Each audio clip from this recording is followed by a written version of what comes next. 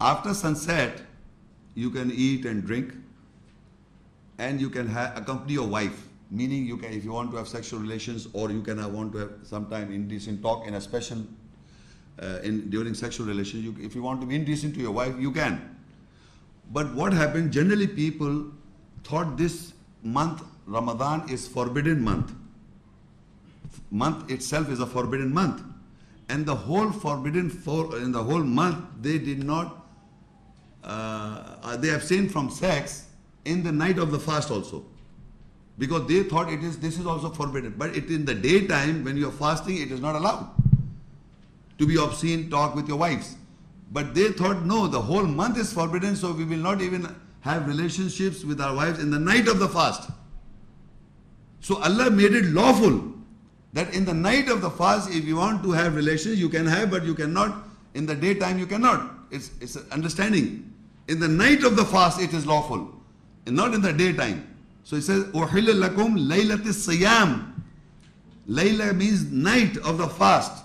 So in the night of the fast, in the month of Ramadan, it is lawful to be indecent or have sexual relation with your wife. But in the daytime, you cannot be indecent to your wife when you are fasting. So this was made lawful basically because people were making it unlawful. This is lawful in the night of. So people ask him, why in the night, Allah is mentioning the night of, in the other nights is allowed. Of course in the other night was allowed. So they made it unlawful in the month of forbidden month, because they thought this is a lawful thing, but in the month of Ramadan, they made it forbidden themselves. So Allah said, no, in the night of fast it is allowed, lawful, but in the daytime means it is not allowed. It is unlawful. It is forbidden to be indecent with your wife. But you can be in normal days, in normal months. But this became a special order that to have relation with your wife is lawful in the daytime also, but not during the month of Ramadan when you are fasting. So it becomes a law, a binding on us. As Muslims, we cannot have any sexual ventures or indecent with your wife by talks also in the daytime when you are fasting. In the night it is allowed. Okay, another point is in the same ayat, وَلَا تُبَاشِرُونَ وَأَنْتُمْ عَاكِفُونَ فِي الْمَسَاجِدِ. Then do not accompany them when you are devoted in the mosque. Another thing is etikaf. We say a person who sits or who sits in the mosque for 10 nights in the month of Ramadan. It's a practice in the month of Ramadan, last 10 nights. People, men, they go to the mosque and they sit in the etikaf, or they refrain themselves in the mosque, for a period of 10 nights, 10 days and 10 nights. That is known as etikaf. But it is practiced by generally men. So it says that you cannot accompany women when you are in that state. Meaning in that state, if you are in etikaf in the mosque, permission in the night of the fast is allowed to have that kind of relationship. But once you are in the etikaf, you are in the mosque, you cannot have this relationship. Exception to the rule is made by the law of Allah Himself. Once you are in the mosque and you are in that state of etikaf, you cannot have relation with your wife. Again, you understand what I'm saying? Otherwise it is allowed if you're not sitting in the mosque. If you're not in etikaf in the mosque, it is allowed in the night of the fast. But Allah says, وَلَا تُبَاشِرُونَ وَأَنْتُمْ عَاكِفُونَ فِي الْمَسَاجِدِ. And in the mosque, if you're etikaf, do not accompany them when you are devoted in the mosque. Once you are in devotion in the mosque, you cannot have this kind of relation with your wife. Otherwise, if you're not in the devoted in the mosque, in the month of Ramadan, last 10 nights, no, every man does not sit in the etikaf, they do not visit and go in the etikaf. It's a part of law. So if people are in their houses, they are not in the mosque devoted or not in the state of etikaf, they can have relationship in the night of the fast with their wives. But once they are devoted in the mosque, last 10 nights, that is last 10 nights in the month of Ramadan, you are not allowed to have any kind of relationship. This was 2-3. Another mention is also in Surah Muzammil, that is 73 and ayat 20. You can write down the cross reference 73-20 ayat.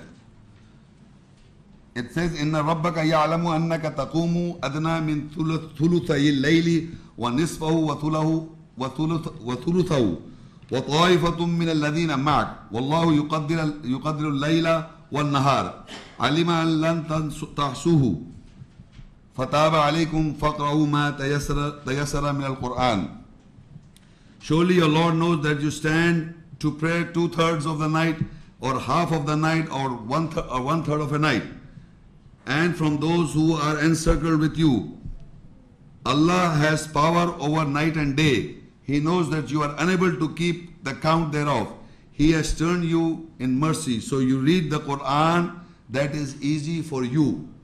So now, what other, if you know people, what other act in the Muslim community is in the month of Ramadan, which is generally not practiced in general 8 months.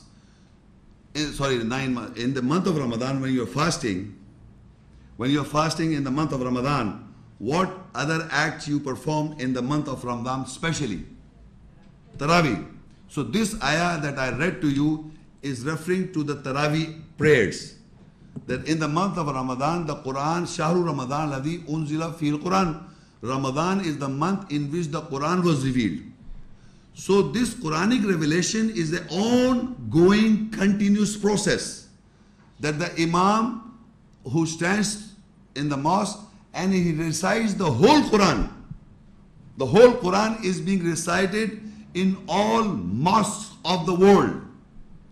And people, it's obligatory that you have to go, special prayers is mentioned there. That Allah says that you can, I will first read this ayat, you cannot, Allah says, your Lord knows surely that you stand 2/3 of the night, half of the night, and 1/3 of the night, and from those who are encircled with you, they also stand with you.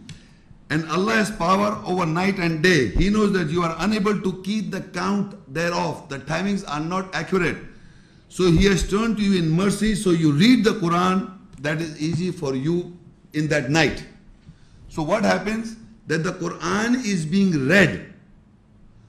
The 2/3 and the 1/3 and a half is according to the night and day difference of timings. There are timings when the whole day is about, normal is 12 hours and 12 nights. 12 hours and 12 hours a night. Normal. But there are certain countries, like for example, nowadays is how much? Sunset is 7:15, 7:30, something like that. So if sunrise is 5:30, something like that. So the night is shortened nowadays. In summer, nights are shortened and the days are become longer. So sometimes the days become longer and the nights become shorter. Sometimes nights become longer, days become shorter. So Allah says, whatever the 2/3 you are in that state or 1/3 of the state of the night, if you are half of the night or whatever the situation may be, but you have to stand for prayer. You have to read the Quran in a group, in a jama'ah. That is Taraweeh. Salatul Layl. They say Salatul Layl in Arab world. Salatul Layl means that you stand and people are standing with you and you recite the Quran as easy for you. So general practice that has been established in the sacred mosque and all the mosques of the world are recitations of the Quran in standing position, and a group of company is standing and praying the Taraweeh. And the whole Quran is being read out. So whole Quran is, and you have to attend. That's a special duty, obligation on the Muslim world in those days. That's a do in the month of Ramadan only, not on the other months. So this again is the consciousness, awareness of normal prayers. If people are missing the normal prayers in normal days, so this they have to perform so that they can become a regular practicing of the prayer in normal days. Prayer is an obligatory 5 times a day, but people are not praying 5 times a day, suppose. So in the month of Ramadan, they become more conscious, take guard of Allah, and start practicing the 5 times a day and the Taraweeh prayer. And once they establish the Taraweeh prayer, they can build up and guard themselves to establish the normal prayer in normal days. This is again making yourself awareness of Allah's ayats. more conscious of ayahs, so that in the normal days I may be a practicing of salah. So Allah is obligatory these prayers, and you have to listen to the whole Quran.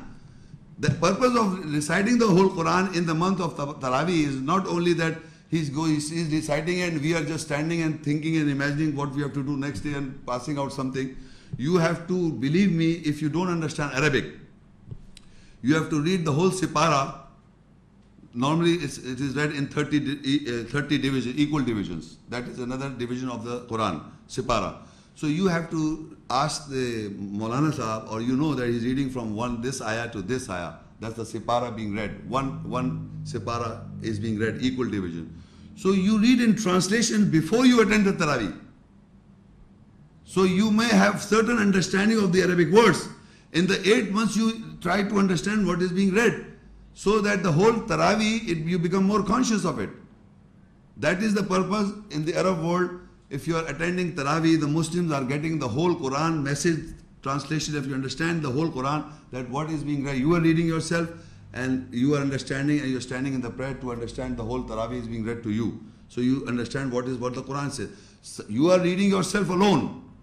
You are doing tadabbur, you are trying to understand, but in the month of Ramadan, the whole Quran you have to finish by the Imam. So you stand there, you listen to the whole Quran. If you know how to read it, you should also start reading. If you are a hafiz of certain ayah, and if Imam is reading, you should start.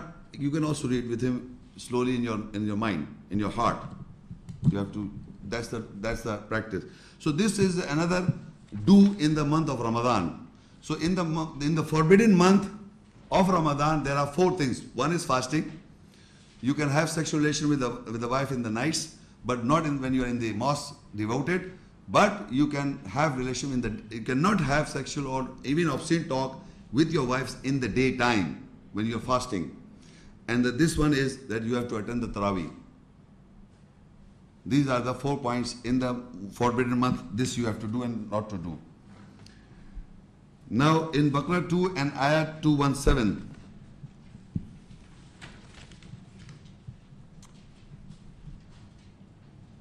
يسألونك عن الشهر الحرام قتال فيه قل قتال فيه كبير وصد عن سبيل الله وكفر به والمسجد الحرام وإخراج أهله منه أكبر عند الله والفتنة أكبر من القتل ولا يزالون يقاتلونكم حتى يردوكم عن دينكم إن استطاعوا ومن يرتد منكم عن دينه فيمت وهو كافر فأولئك حبطت أعمالهم في الدنيا والآخرة وأولئك أصحاب النار هم فيها خالدون.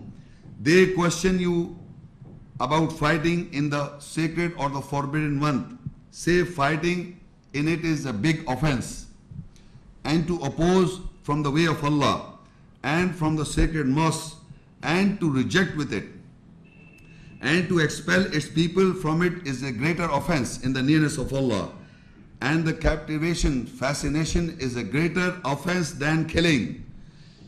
And if they have the capability, they will not cease to fight you until you turn from your judgment. And amongst you whosoever turns away from his judgment, then he dies and he is a rejecter. So they are those whose works have failed in this world and in the last. And they are the companions of fire, they dwell in it. In this ayah, I read an ayah before, the first ayah, that it says that fighting is prohibited in the four sacred or forbidden months. It was prohibited. Now people are asking that they question you about fighting in the sacred month. Here the Arabic is singular, one sacred month. Which sacred month? We have understood 4 sacred months. We have understood the 4 sacred months. So which sacred months is not mentioned? They are asking that fighting is prohibited in a sacred month. We have already understood, yes, 4 sacred months are, all the 4 sacred months fighting is prohibited. We have come to know, we have read the previous ayah. But still people are asking, so say, Allah says in answer to that, fighting is a big offense, big. It is a big to fight. First of all, it is not allowed in the forbidden month. But if you fight, it is big crime basically. It's a big thing if you're doing this. And further he says, and people, if you do that, then what are you doing? Then the people, he says, and to oppose from the way of Allah, from the sacred mosque. Again, the Masjid al-Haram, you see, Masjid al-Haram is being, again, Masjid al-Haram is a forbidden mosque. Normally we say Masjid al-Haram is a sacred mosque. But basically, if you translate, it's a forbidden mosque. Why it is forbidden? It is forbidden to from the mushriks.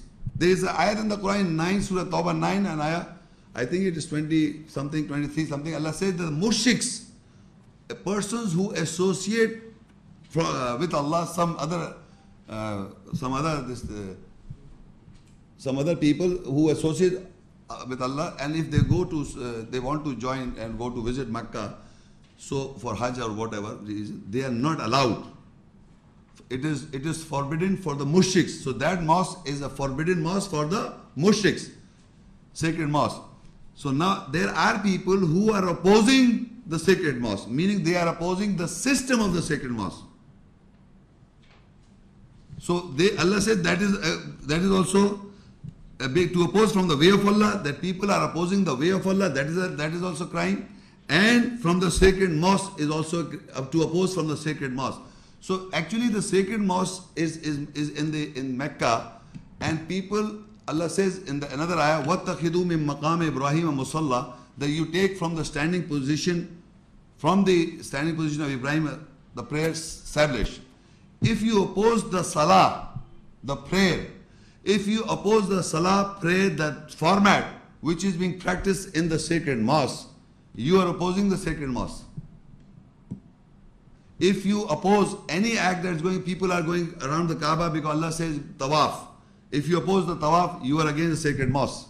You are not against the building basically.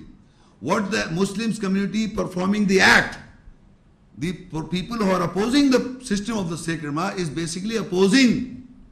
It's not the physical boundary you are opposing. It is the act that Muslims are performing in the sacred mosque.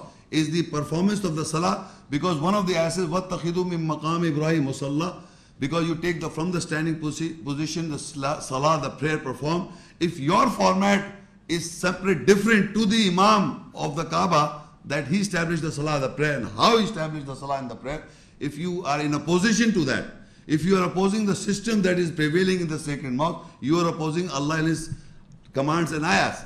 So Allah says, if you oppose the sacred mosque, you are in a wrong position. So the reference you can note down in Surah Tawbah 9 and Ayah 28, which says that do not, I will read you, Ya ayyuhalladhina amanu innamal mushrikuna najsun fala yaqrabu al-masjid al-haram ba'da amihim hadha. It says, oh you believe, surely the mushrik, the associates are najas, meaning they are unclean. Fala yakrabu, do not let them come near the Masjid al-Haram, the sacred mosque, after this year. Anyway, we are not discussing the Masjid al-Haram, but I was just trying to tell you that people who are not allowed to go to Masjid al-Haram, Mecca as a forbidden city, they do not allow the non-Muslims.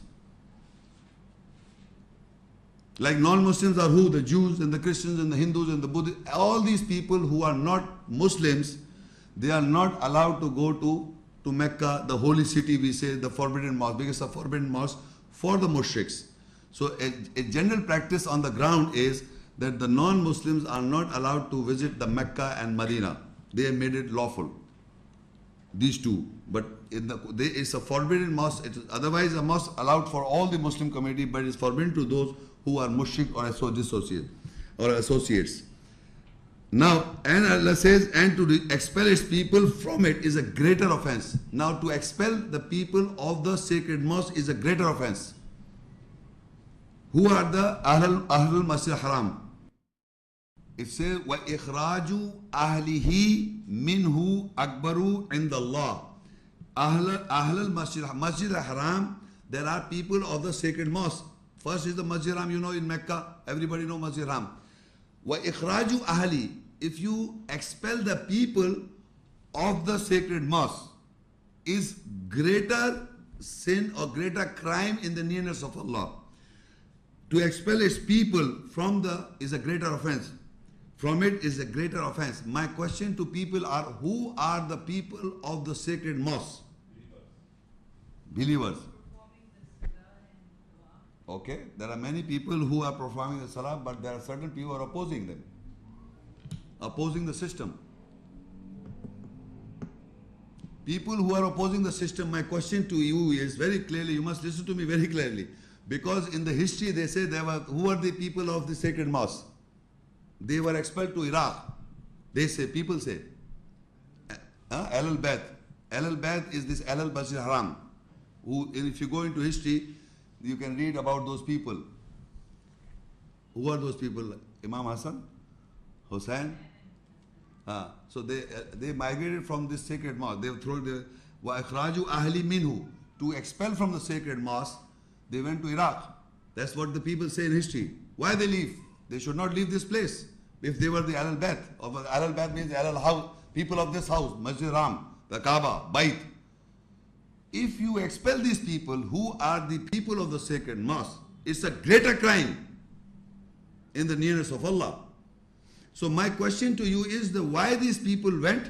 If they were the people of the house, they should have not left the house. The question here is why I'm asking you this question. People are opposing the system of the sacred mosque all over the world. All the groups, even you people living in Pakistan, they are opposing the system of the Masjid Haram. They say we are the righteous people. In India, in Bangladesh, in Iran, all over the world I'm talking about.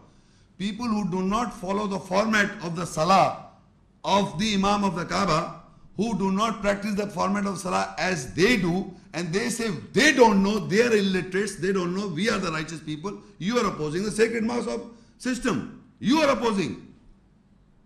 Where did you get all this? Remember this, I am telling you very in distinct terms. The Ahlul Masjid al-Haram, the people of the sacred mosque are not living there.